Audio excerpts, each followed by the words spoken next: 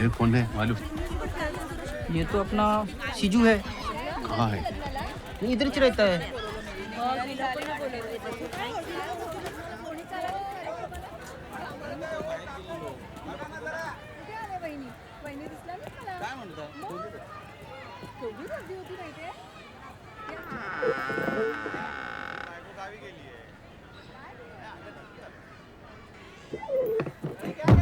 എന്നാ സാറേ ചെയ്യുക? ഷിജു വരുന്നവരെ ഒന്നും ചെയ്യാനില്ല. വരട്ടെ.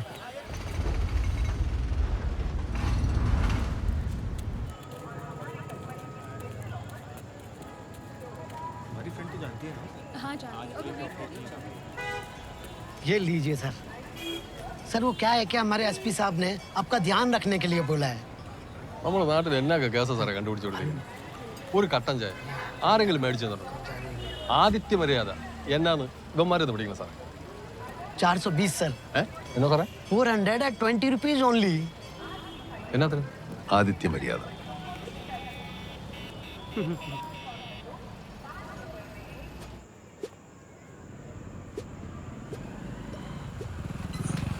साहब राम राम। राम राम राम राम। सर अपन का ड्यूटी फिनिश, कल मिलते हैं। സിജു सर जी डॉली से मीटिंग है। जय हिंद सर। चल चल चल निकल ले।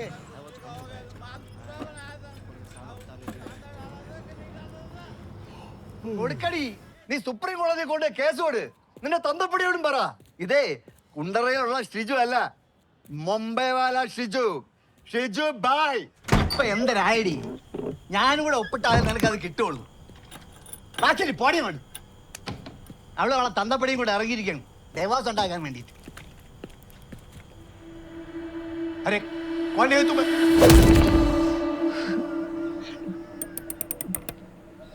സാറേ, മേനോൻ സാറിൻ്റെ ഫ്ലാറ്റ് ഞാനാണ് നോക്കണം. അങ്ങേരിപ്പോൾ ഗൾഫിലാണ്. സാറിൻ്റെ മൂത്ത മോൻ്റെ ഫ്രണ്ട്സാണ് അവന്മാർ. സാറ് പറഞ്ഞിട്ടാണ് ഞാൻ റൂം തുറന്നത്. എന്ത് സാറേ, അവന്മാർ വല്ല ഒപ്പിച്ച് വെച്ചിട്ട് തന്നെ മുങ്ങിയേ? എന്താ നിനക്ക് അങ്ങനെ തോന്നാൻ കാരണം? സാറേ, എല്ലാ ദിവസവും സന്ധ്യയ്ക്ക് ഞാൻ ഇവന്മാരെ എടുത്തെത്തണം. മൊബൈൽ ചാർജ് ഇല്ല, പൈസ ഇല്ല എന്ന് പറഞ്ഞ് ഇവന്മാരെന്നെ ബൂത്തിൽ കൊണ്ടുപോകും. എന്നാൽ എൻ്റെ മൊബൈൽ എടുത്ത് നീയൊക്കെ വിളി. അത് ഇവന്മാർക്ക് പറ്റൂല. ഇവന്മാർക്ക് ബൂത്തിൽ തന്നെ പോയി ഉണ്ടാകണം. പിന്നെ ഒരു തവണ കയറിയ ബൂത്തിൽ ഇവന്മാർ പിന്നെ കയറി വിളിക്കൂല സാറേ.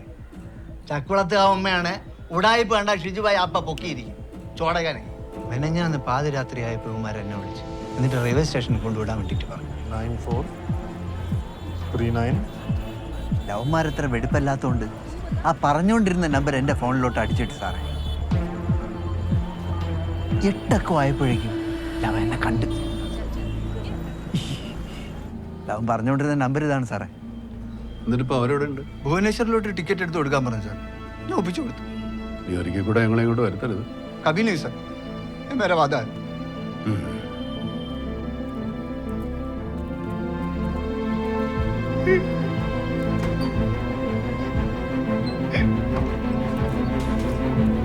സാറേ, 10 മണിന്റെ ഫ്ലൈറ്റ് എടുത്താൽ അവർ ഭുവനേശ്വർ എത്തുമ്പോൾ അവരെ പിടിക്കും. അവിടെ വരെ എത്ര പേരുണ്ടടാ?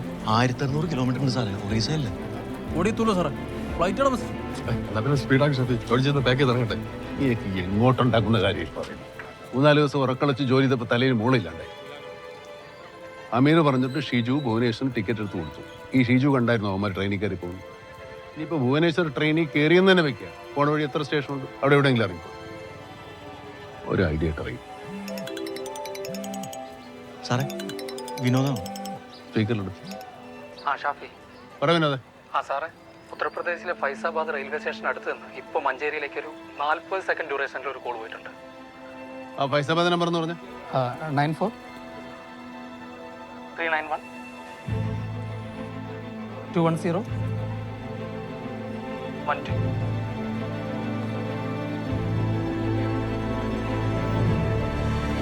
സാറേ, ഇത് ഷിജു തന്ന നമ്പറും ഈ നമ്പറും സെയിം അല്ലേ? അതെ.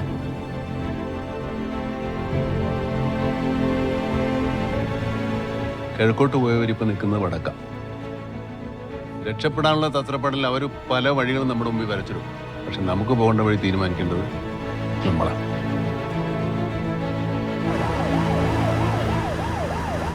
என்ன சொல்றீங்க George? Flight to Faizabad is quite impossible.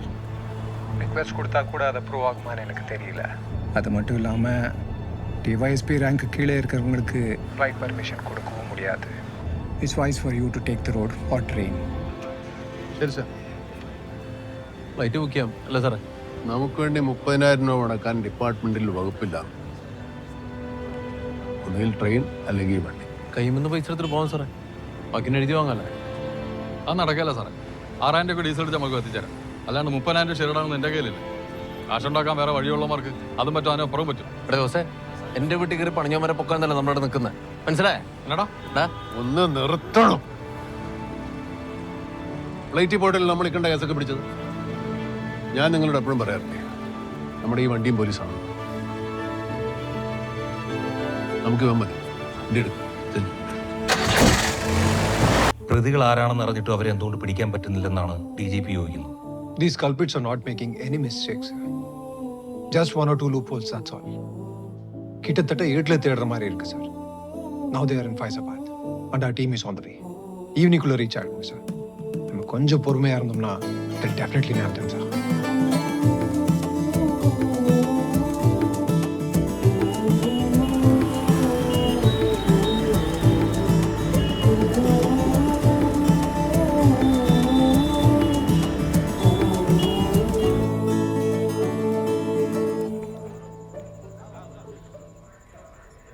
Sir, we need your help.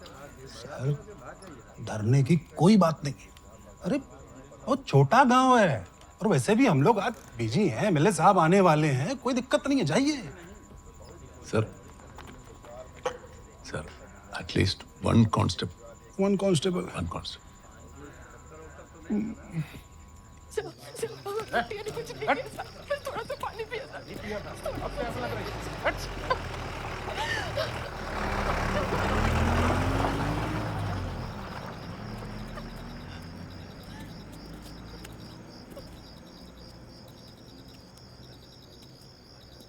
ആടെന്നോ സാറേ പ്രശ്നം? കേരളമല്ല, അതാണ് പ്രശ്നം. എന്നാ സാറേ നമ്മുടെ കാര്യം? ഒരു കോൺസ്റ്റബിൾ വിട്ട് തന്നിട്ടുണ്ട്. യോഗേഷ്. നമസ്തേ. ജോസ്, ഷാഫി, ജയൻ. നമസ്തേ. நல்லா சாப்பிடுமா? 3 ലെബനൻ പൗരന്മാരെ ISIS ഭീകരർ കൊലപ്പെടുത്തിയതിൽ പ്രതിഷേധം കനക്കുന്നു. ഈ മണിക്കൂറിലെ ബിഗ് ബ്രേക്കിംഗ്. ഏറെ വിവാദമായ അബ്ദുൾ വഹാബ് കൊലക്കേസിലെ അന്വേഷണ സംഘത്തിൽപ്പെട്ട ഒരു ഉദ്യോഗസ്ഥൻ കൈക്കൂലി മേടിക്കുന്ന ദൃശ്യങ്ങൾ പുറത്തു വന്നിരിക്കുന്നു. അന്വേഷണത്തിൽ യാതൊരു പുരോഗതിയുമില്ലാത്ത ഈ ഘട്ടത്തിൽ സർക്കാരിനെ കൂടുതൽ വെട്ടിലാക്കിയിരിക്കുകയാണ് ഇപ്പോൾ പുറത്തു വന്നിട്ടുള്ള ഈ വിഷലുകൾ. ഈ വിഷയത്തിൽ നമ്മളോട് സംസാരിക്കുവാനായി പ്രതിപക്ഷ നേതാവ് നമ്മോടൊപ്പം ചേരുന്നു. ഈ ആഭ്യന്തരത്തിന്റെ കീഴിലുള്ള വെറും കളിപ്പാവുകൾ മാത്രം കേരള പോലീസ്.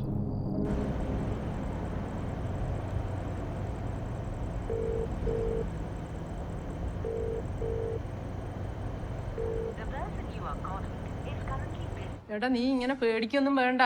2 ആഴ്ച കഴിഞ്ഞിട്ടില്ലമ്മ ഡേറ്റ് പറഞ്ഞു.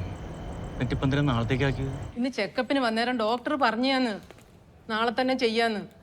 അതിന് നീ ഇങ്ങനെ വേജാറാവണ്ട. ഹലോ അമ്മ. ഹലോ. ഇല്ല സാറേ, ഓളെ സർജറി നാളത്തേക്കാക്കി പോലും. ഈ ടെൻഷൻ ഒന്നും എടുക്കണ്ട, അതൊക്കെ ശരിയായിക്കോളും.